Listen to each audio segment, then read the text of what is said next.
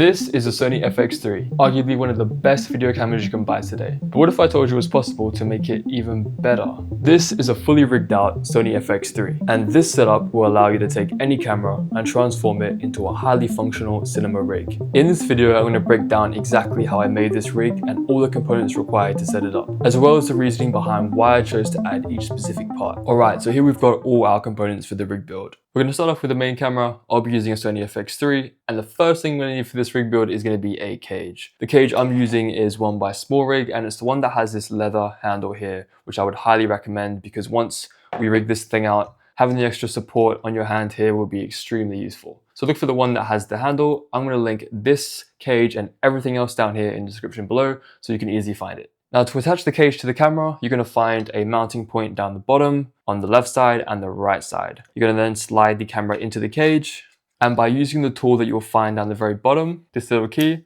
you're then going to go and screw the screws in. Now I've attached the Small Rig cage to the FX3. Now there's a few reasons why you'd want to add a cage to your camera when rigging it out. The first most obvious reason is it gives you more points to attach different attachments and parts to the rig, but it also provides protection to your camera. If you were to drop it, this cage would just overall help to protect the camera.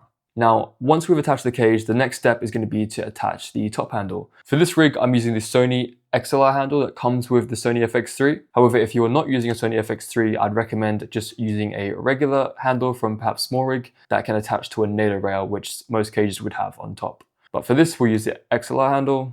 We're going to slide it in. Now, you can also use that same tool from earlier to help you just do these screws up.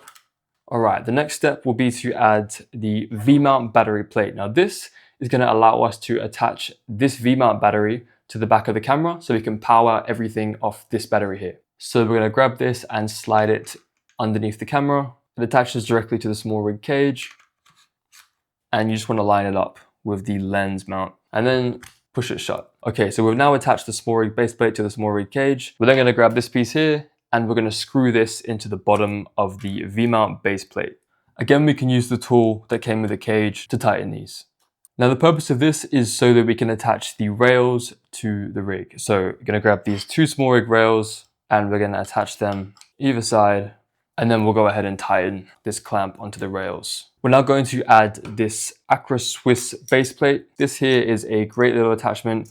What it does is it opens up and it allows you to rest the camera on any flat surface, but at the same time it's an Arca-Swiss plate, so you can easily attach it to any Arca-Swiss tripod. So we're going to screw this onto the bottom of the rail clamp. Okay, and then we'll open up the legs and we'll now place our camera flat on the table. The next attachment I'm going to add is the side handle. This is going to go to the left side of your camera cage, and it's going to go in these two bolts here. Now this side handle is actually a really useful piece to add to the rig. It just gives you so much more support and makes holding a heavy camera much easier, and it just feels really nice and smooth to hold two handles either side like this.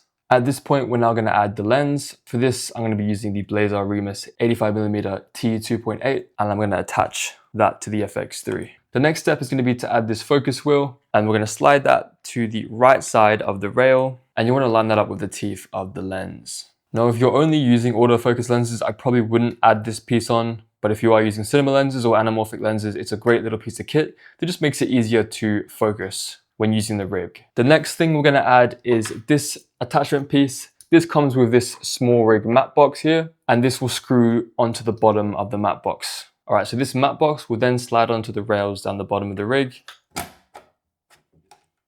and it attaches to the bottom like so. Now, the reason why I added this matte box to the rig is because I use it to add NDs. So I've got a variable ND filter within the matte box. I can twist this dial up the top here, and that will make it lighter or darker. Now, if I use the matte box for the ND rather than using individual NDs, it means I only need to have one ND, and then I can simply change and swap lenses quickly, and the ND will just stay on the front, which I find to be super handy and super useful. Also, in extreme weather conditions like rain or harsh sunlight, this top flap here helps to protect the lens from getting dirty. The next thing we're going to add to the rig is an external monitor. This is super useful for checking your shots in focus and also just having more room to see what's going on in the frame. So I'm going to add this to this Small Rig cold shoe to 1/4" mount. So we're going to attach this monitor to the top of the XLR handle. I forgot to mention that I've already added a XLR handle extender from SmallRig. This will also be linked in the description down below. What this does is it basically makes the handle longer and easier to hold, and it provides this cold shoe mount here. So make sure you get this piece here to attach to the top handle. We're then going to screw the monitor into here. Now at this point here, we're going to add this V-mount battery to the back of our rig. So first, just push that down so you can slide the screen out, and then you'll flip it back up again, tighten it, and you'll push the screen back, and then you'll slide this V-mount battery into place on the back, like so. Now in order to power the monitor and the camera, we're going to first grab this, which is a battery eliminator for the Atmos Shinobi. We're going to attach that to the back, and then we're going to attach this AC to D-tap cable. Slide it in like so, twist it, and you'll then slide this into the side of the V-mount battery where you'll find a D-tap port. So that is right here. And we'll attach this into here like so. So now we have power to the monitor. The next cable we're going to add is a HDMI to HDMI, and we're going to attach this to the side of the monitor, and then it's going to plug in to the side of your camera's HDMI port like so.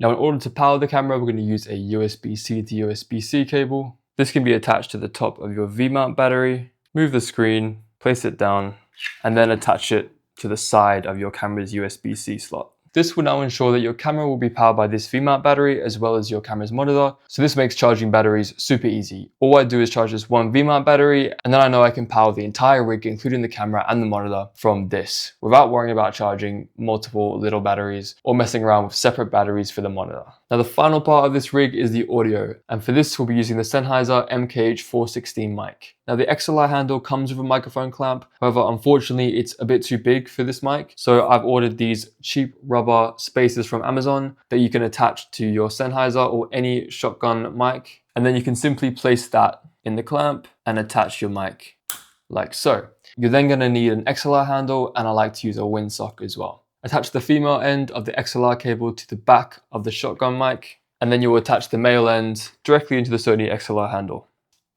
I recommend getting a shorter cord or just wrapping it around the handle down here just to make things a bit cleaner. Then you're going to add the windsock to the end of the mic just to make your audio a bit cleaner when shooting outdoors in strong windy conditions. Now there we have it, the finished Sony FX3 cinema rig, and I hope you're inspired to make a rig for your own camera. If you're interested in learning how I color graded this video, you can click up here to learn everything you need to know about color grading for complete beginners. And feel free to ask any questions in the comment section down below. I'll see you in the next video.